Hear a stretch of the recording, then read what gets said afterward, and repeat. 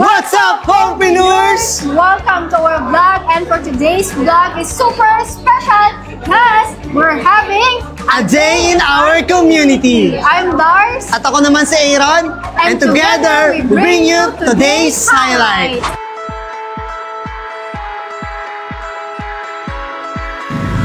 Alright, homepreneurs! Andito na kami sa BYD Chinatown. Excited kami pakita sa inyo kung paano natin salubungin ang pinaka-special na moment ng ating community. Tara, samahan nyo kami! Let's go! Homepreneurs, nandito na tayo sa loob ng BYD showroom. Grabe, sobrang fresh ng energy dito at sobrang saya.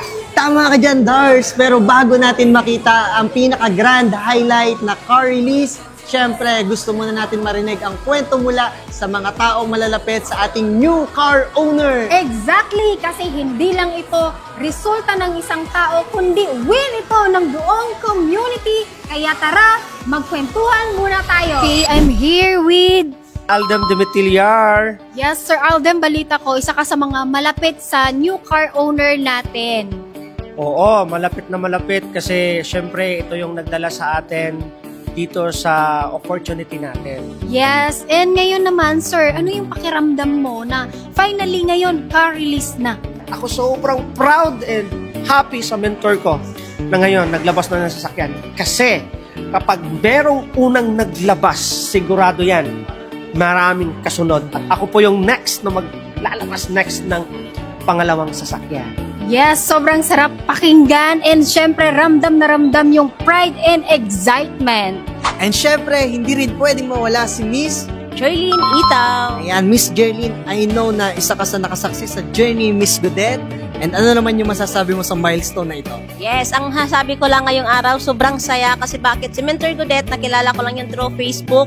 Siya po yung isa sa dahilan at nagpakilala sa ganitong opportunity sa akin. Ito yung dahilan na nakauwi ako for good at nakasama ko po yung pamilya ko. At syempre, ang result na nilabas niya ngayong araw, deserve niya ito kasi bakit sa dami niyang taong natulungan at ngayon, alam ko, mas marami pang mai-inspired sa resulta na nilabas niya ngayon at marami pa siyang matutulungan. And abangan nyo pa yung mga susunod kasi later on, yung pinaka-iniintay nating lahat na car release mangyayari na.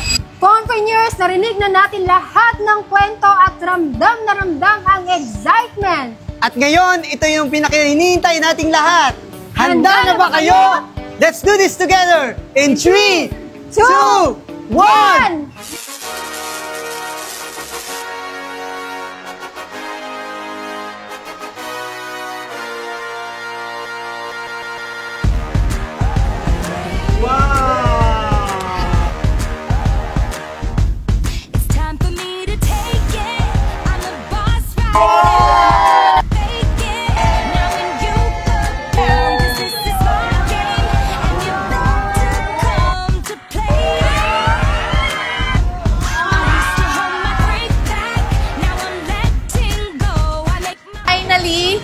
My result in 3 months here in Ascendra International. And syempre, sobrang pasasalamat sa Prime Online System dahil kung wala ito, yung online system natin, hindi ito magiging possible. And syempre, yung family behind that, sa POS and Ascendra International family, to our founders, sobrang grateful po ako. Kaya thank you so much. You are definitely next, yung mga nanonood right now. At kung babae ka, na may pangarap ka na gustong tuparin sa buhay, you just have to start.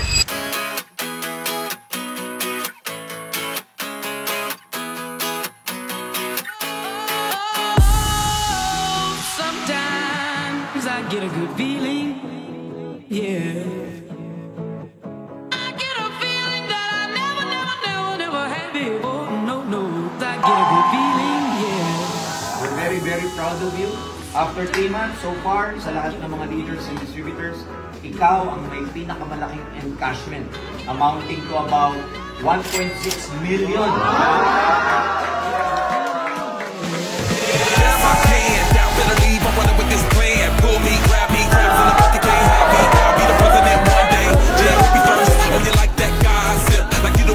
What gossip.com. Now I got got a word for your tongue. How many Rolling Stones you want? Yeah, I got a... Hello mga ka-Ponpreneurs! Tara, samahan niyo ako mag-interview tayo ng ilan sa mga nag-cheque. Hi, I'm Lim Simisalan. And I'm Aaron, former OFW sa Taiwan for 9 years. Siyempre, kumita ako today ng 230,289 pesos. And kumita lang naman tayo ng 110,091 pesos. Thank you, Prime Online System! Yan, I'm Rosie Jane Timblor. Dating OFW sa Bansang Oman for 2 years. Balita ko, nag-cheque ka daw ng malaki. Magkano po yan? Yes, ayan po. So, nag-check po ako na 107,350